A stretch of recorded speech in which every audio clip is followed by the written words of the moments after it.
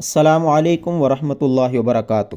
المنہاج campus میں خوش آمدید۔ اگر قرآن پاک کی تلاوت کرتے ہوئے کوئی لمبی آیت ہو اور اس میں آپ کا سانس ختم ہو جائے تو کیا آپ رینڈملی کہیں بھی رک کر آگے پڑھ سکتے ہیں؟ اس کا جواب ہے نہیں۔ قرآن پاک کی تلاوت کرتے ہوئے 4 ممکنہ صورتیں ہو سکتی ہیں۔ پہلی صورت ہے تلاوت کا آغاز کرنا۔ تلاوت کا آغاز کسی بھی آیت سے کیا جا سکتا ہے مگر وہ آیت جس کے اوپر لام الف لکھا ہو اس کے بعد والی آیت سے تلاوت کا آغاز نہیں کیا جا سکتا، کیونکہ جن 2 آیات کے درمیان لام الف لکھا ہوتا ہے وہ دونوں آیتیں معنی کے اعتبار سے آپس میں ریلیٹ کر رہی ہوتی ہیں۔ اگر لام الف کے بعد والی آیت سے تلاوت کا آغاز کیا جائے گا تو وہ اپنے معنی میں نامکمل ہوگی۔ دوسری صورت ہے تلاوت کا اختتام کرنا۔ تلاوت ایسی جگہ پہ ختم نہیں کی جا سکتی جس آیت پہ لام الف لکھا ہو۔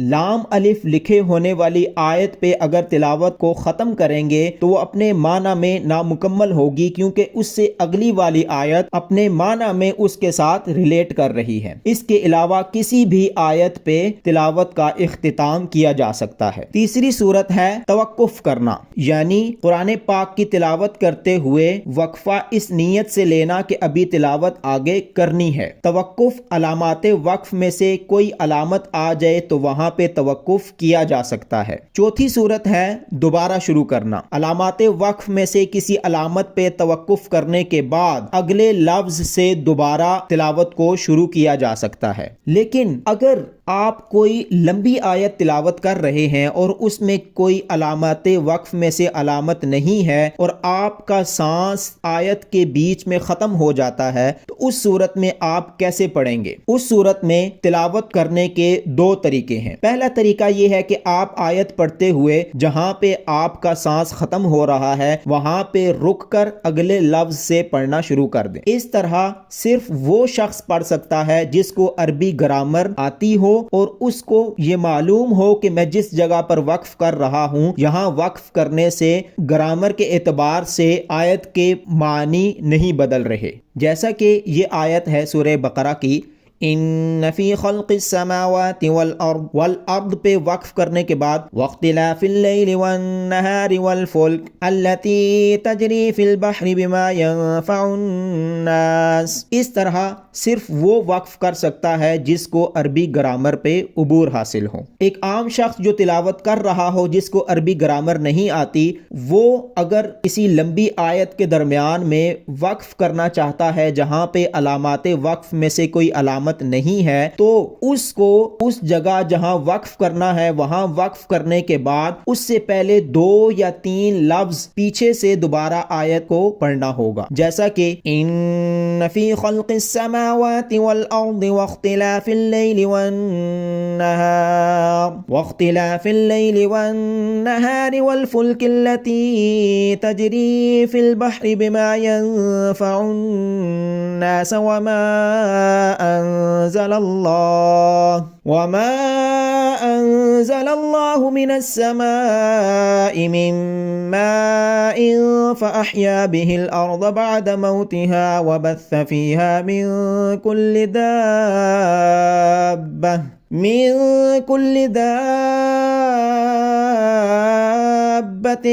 وتصريف الرياح والسحاب المسخر بين السماء والأرض لآيات لقوم يعقلون۔ اس طریقے سے وہ ایک کسی بھی لمبی آیت کی تلاوت کرے گا۔ لیکن اگر وہ آیت کے درمیان میں کسی ایسی جگہ پہ وقف کرتا ہے جہاں قالا یا قالو لکھا ہے تو قالا اور قالو کے بعد والے لفظ سے دوبارہ تلاوت شروع نہیں کرے گا، اس سے معنی تبدیل ہو جائے گا، وہ اپنے معنی میں نامکمل ہوگی۔ جیسا کہ یہ آیت ہے لَقَدْ سَمِعَ اللَّهُ قَوْلَ الَّذِينَ قَالُوا إِنَّ اللَّهَ فَقِيرٌ وَنَحْنُ أَغْنِيَاءُ۔ سب سے بہتر تو یہی ہے کہ وقف وہاں پہ کیا جائے جہاں پہ کوئی علامات وقف میں سے علامت موجود ہو۔ لیکن اگر مجبوری کی صورت میں آیت کے درمیان میں وقف کرنا ہو تو قالا اور قالو کے بعد تلاوت کا آغاز دوبارہ سے نہیں کرنا، جیسا کہ یہاں ہے لقد سمع اللہ قول الذین قالوا ان اللہ، اگر ان اللہ پہ وقف کرتے ہیں تو پھر دوبارہ ان اللہ سے شروع نہیں کرنا، ان اللہ فقیر ونحن اغنیاء، بلکہ ان سے پہلے یا قالو سے یا اس سے ایک لفظ پیچھے سے شروع کر سکتے ہیں۔